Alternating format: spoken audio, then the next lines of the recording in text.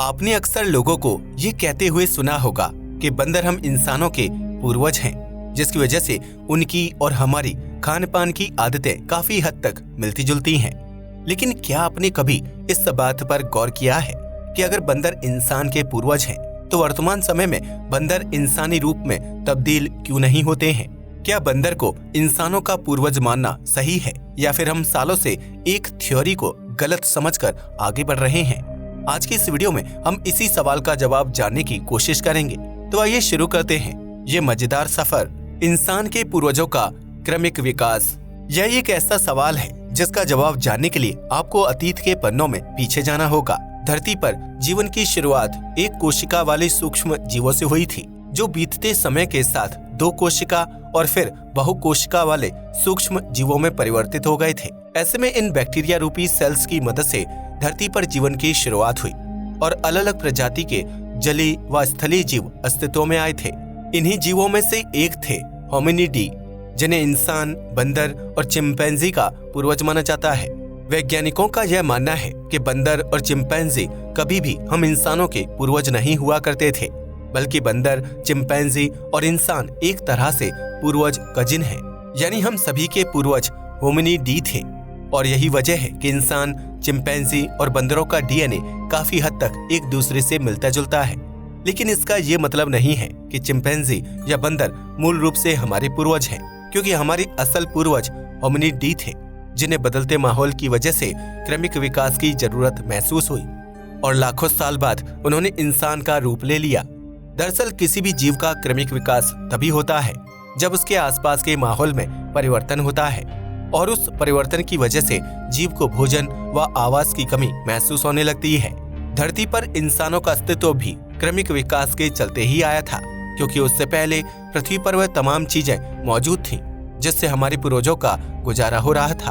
अगर इंसान के पूर्वजों के जन्म की बात करें तो उसकी शुरुआत 65 मिलियन साल पहले डायनासोर्स के अंत के बाद हुई थी। उस महाविनाश में धरती से 90% जीवन पूरी तरह से खत्म हो गया था और सिर्फ जमीन के अंदर रहने वाले छोटे आकार के जीव ही जिंदा बचने में कामयाब हो पाए थे, जिनके शारीरिक ढांचे में बीतते वक्त के साथ बदलाव आया और उनका आकार बड़ा होता चला गया। ऐसे में पृथ्वी पर एक नई प्रजाति अस्तित्व में आई थी, जिन्हें प्राइमेट्स के नाम से जाना जाता है। प्राइमेट्स को ही स्तनधारी यानी कि मैमल्स जीवों की पहली पीढ़ी माना जाता है, जो शारीरिक आकार में बंदर के बराबर थे और उनकी लंबी पूंछ हुआ करती थी। यह प्राइमेट्स आमतौर पर पेड़ों पर रहना पसंद करते थे, जबकि भोजन के रूप में फल और बीज आदि खाते थे। ऐसे में समय बीतता चला गया और लाखों साल तक क्रमिक विकास के चलते प्राइमेट्स की पूंछ धीरे धीरे पूरी तरह से गायब हो गई, जबकि उनका शरीर पहले से ही ज्यादा लचीला और शक्तिशाली हो गया था। इसके साथ इन नए विकसित हुए जीवों के हाथ पैर भी लंबे और ताकतवर हो गए थे, जिन्हें द ग्रेट एप्स यानी पियरोलापिथेकस के नाम से जाना जाता है। द ग्रेट एप्स को मानव जीवन की शुरुआत की प्रथम कड़ी माना जाता है, जो भोजन की तलाश में न सिर्फ लंबी यात्रा करते थे, बल्कि काफी बुद्धिमान भी हुआ करते थे।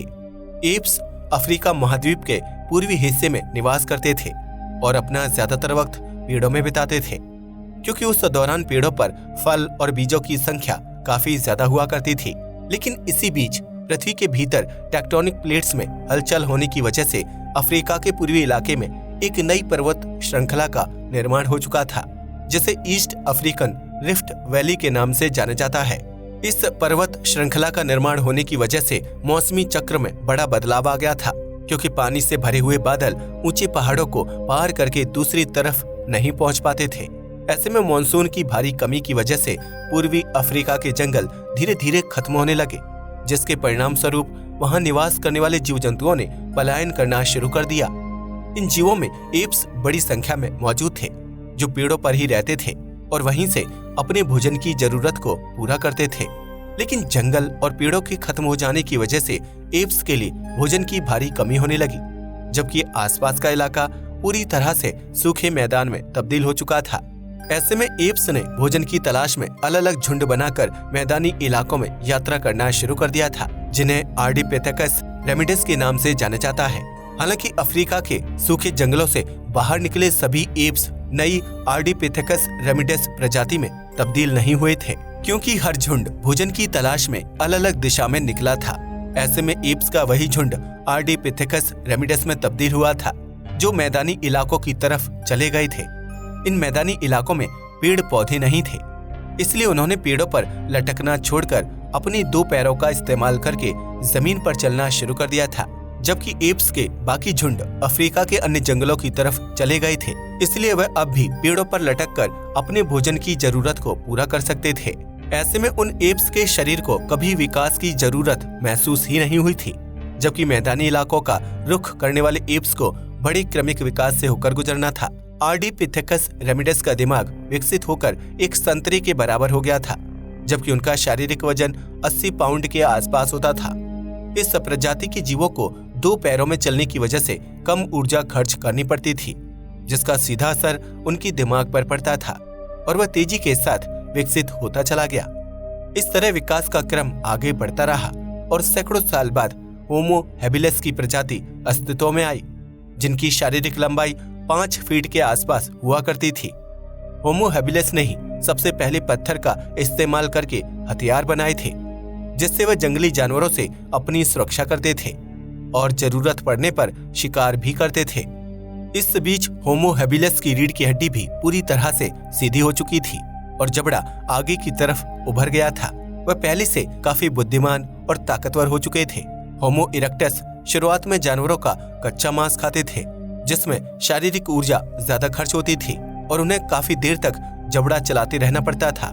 ऐसे में आग की खोज ने होमो इरेक्टस का जीवन आसान बना दिया और उन्होंने मांस पकाकर खाना शुरू कर दिया, जो पहले से ज्यादा स्वादिष्ट होता था और पका हुआ मांस खाने में ऊर्जा भी कम खर्च होती थी।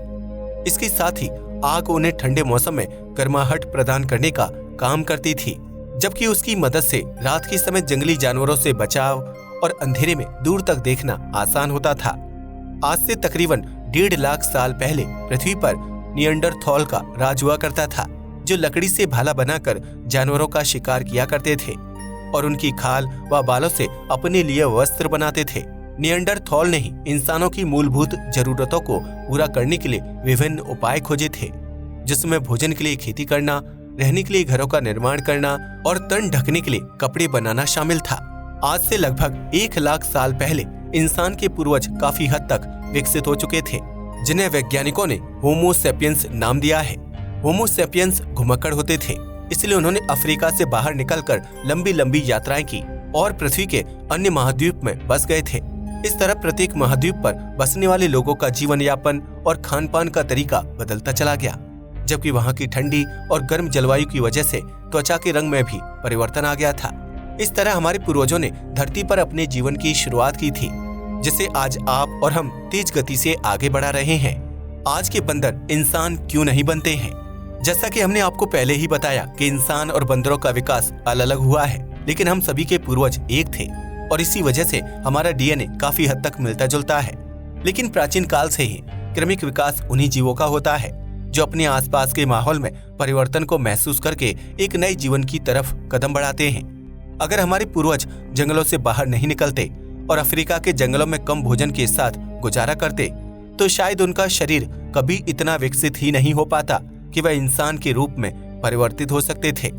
इसी प्रकार होमिनिडी का जो दल जंगलों में रह गया था, उन्हें कभी क्रमिक विकास की जरूरत ही महसूस नहीं हुई थी। हालांकि जलवायु परिवर्तन और भोजन की कमी की वजह से उनके शारीरिक आकार व बर्ताव में कुछ हद तक बदलाव आया था, लेकिन यह बदलाव इतना बड़ा नहीं था कि वह खुद को इंसानों में तब्दील कर सके। इसी प्रकार आज के बंदर या चिंपैंजी को बदलाव की जरूरत महसूस नहीं होती है, क्योंकि उनके पास भोजन और आवास की कोई कमी नहीं है। उल्टा पहले बंदर और चिंपैंजी इंसानों से दूर जंगलों में निवास करते थे, अब उन्होंने शहरों में लोगों के आसपास रहना शुरू कर दिया है। इसे भी बंदरों और चिंपैंजी का क्रमिक विकास कहा जा सकता है, जिसमें उन्होंने अपनी आवासों में बदलाव कर इंसान के करीब रहना शुरू कर दिया है।